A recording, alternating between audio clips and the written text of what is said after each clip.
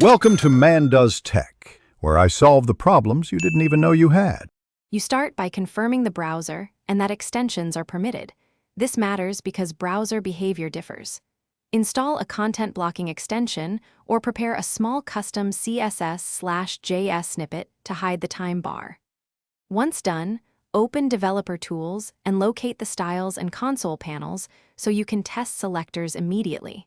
Make sure you have a backup of any existing user styles. Modifying the page requires identifying the correct class, or ID, for the progress container first.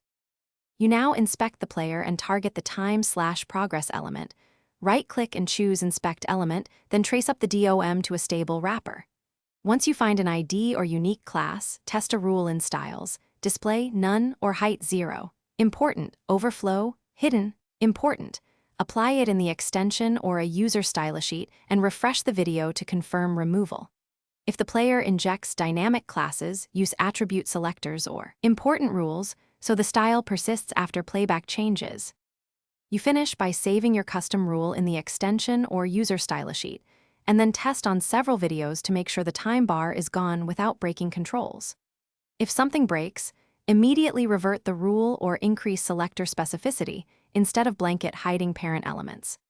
If the change doesn't apply, clear the cache, disable other extensions that inject CSS or JS, and update the selector after UI updates. This single troubleshooting tip will save time when video site updates alter class names or structures.